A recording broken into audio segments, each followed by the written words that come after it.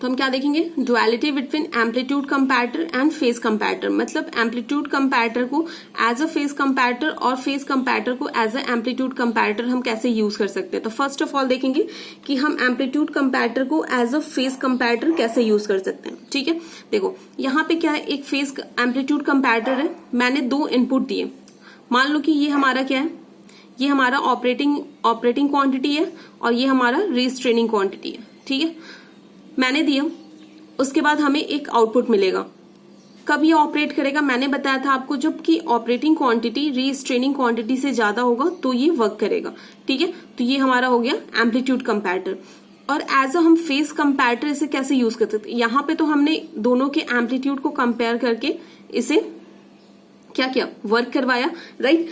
और इसे हम एज अ फेज कंपैरेटर कैसे यूज करेंगे, तो फेज कंपैरेटर में क्या करते हैं, हम मेनली फेज को कंपेयर करते हैं, ना कि एम्पलीट्यूड को। ठीक है, तो हमने क्या किया, अगर आप किसी भी एम्पलीट्यूड कंपैरेटर को as a phase comparator use करना चाहते हैं, वो एम्पलीट्यूड ही कंपैरेटर रहेगा, लेकिन उसे एज अ फेज कंपैरेटर आप यूज करना चाहते हो तो फिर क्या करोगे, देखो आपने क्या किया, जो इनपुट हम पहले क्या दे रहे थे आपको, m और n दे रहे थे, इसको हम क्या कर देंगे, इनपुट्स को मॉडिफाई कर देंगे। ठीक है, modify the input quantities are sum and difference of the original two quantities. ठीक है, टू इनपुट क्वांटिटीज, तो मैंने सम में क्या ले लिया, m प्लस n, और डिफरेंस में क्या ले लिया, m माइनस n। ठीक है, एज अ इनपुट हमने दिया और आउटपुट हमें मिलेगा। तो एज अ एम्पलीट्यूड कंपैरेटर देखा जाए तो ये कब वर्क करेगा, जब m plus n is greater than m minus n, क्योंकि अगर मान लो कि m की वैल्यू ज्यादा है, ठीक है, ये m प्लस n की वैल्यू ज्यादा है तो भी तभी ये वर्क करेगा। ठीक है, मैंने बताया था ना कि m की वैल्यू ज्यादा, तो ऑफकोर्स ये वाली क्वांटिटी आपकी ज्यादा होगी तो ही ये वर्क करेगा। ठीक है, और ये कंडीशन कब सेटिस्फाई होगा, जब आपका फाई इज लेस देन 90। ठीक है, समझ गए। तो देखो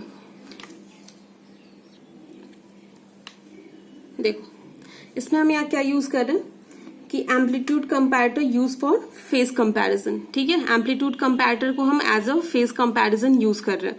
देखो यहाँ पे जो फर्स्ट है डायग्राम है दिस वन, मान लो कि यहाँ पे दो क्वांटिटीज है m और n है।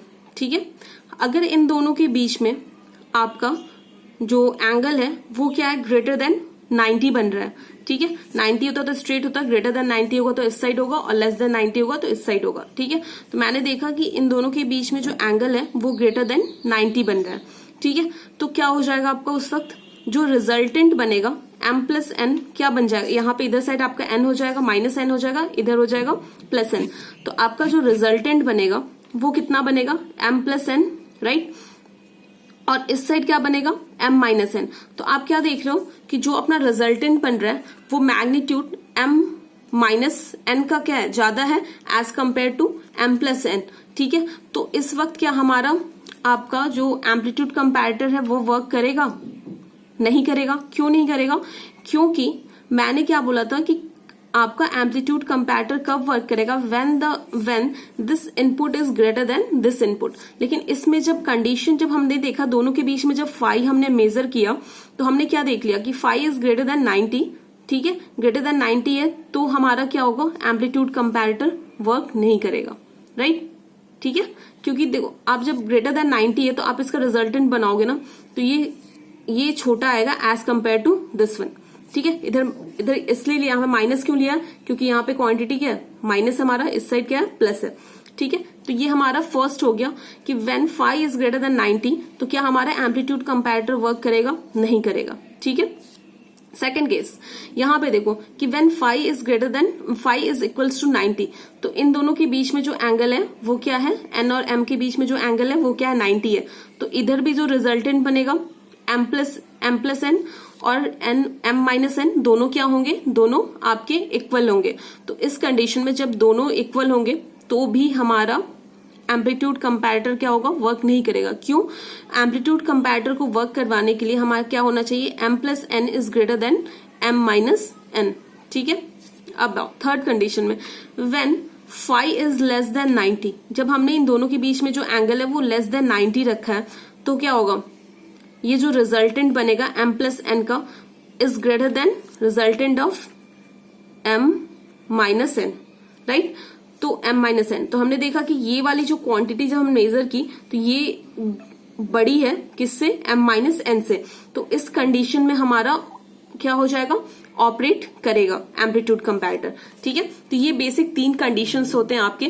तो आपको देखना है कि जब फाई इज ग्रेटर देन, देखो यहां पे मैं लिख भी देती हूं, देखो व्हेन फाई क्या है आपका, ग्रेटर देन 90, राइट। तो उस कंडीशन में आपका क्या है, m plus n is less then m minus n, operate नहीं करेगा, ठीक है। सेकेंड केस हमने क्या लिया, फाई इज इक्वल्स टू 90, तो उस कंडीशन में क्या हो जाएगा, m plus n is equals to m minus n। उस वक्त भी क्या होगा, आपका ऑपरेट नहीं करना चाहिए। ऑपरेटिंग कंडीशन, ऑपरेटिंग कंडीशन आपकी क्या है, m प्लस n इज क्या है आपका, greater than m minus n। जब हमें ये कंडीशन मिलेगी तो ही हमारा रिले ऑपरेट करेगा, जो अपना कंपैरेटर, जो भी एम्पलीट्यूड कंपैरेटर है वो वर्क करेगा, ठीक है। When phi is less than 90, in that condition our m plus n is greater than m minus n। In this condition our amplitude comparator will work, ठीक है। तो हमने क्या देखा कि जब हम बेसिकली क्या कर रहे हैं, इसमें क्या कर रहे हैं कि m और n के बीच के एम्पलीट्यूड को ना मेजर करके हम m प्लस n और m माइनस n के बीच के जो एंगल्स हैं, मतलब इन दो, मतलब क्या कर रहे हैं हम कि उन दोनों के बीच के एम्पलीट्यूड को मेजर ना करके, एम्पलीट्यूड को मेजर ना करके उन दोनों के बीच में जो एंगल है, m और n के बीच में है जो एंगल है, उसे मेजर करके हम पता लगा ले रहे हैं कि हमारा जो एम्पलीट्यूड कंपैरेटर है वो वर्क करेगा या नहीं करेगा, ठीक है। एक तो हम ऐसे पता लगा सकते हैं इन दोनों के एम्पलीट्यूड को देख के, और हम एंगल को मेजर करके हम कैसे पता लगाएंगे, मान लो जैसे यहाँ पे अगर ये फाई लेस देन है तो क्या हो जाएगा, फाई ग्रेटर देन है, तो इन दोनों किसका एम्पलीट्यूड ज्यादा होगा, इसका एम्पलीट्यूड ज्यादा होगा, तो इसका मतलब ये वर्क नहीं करेगा, ठीक है।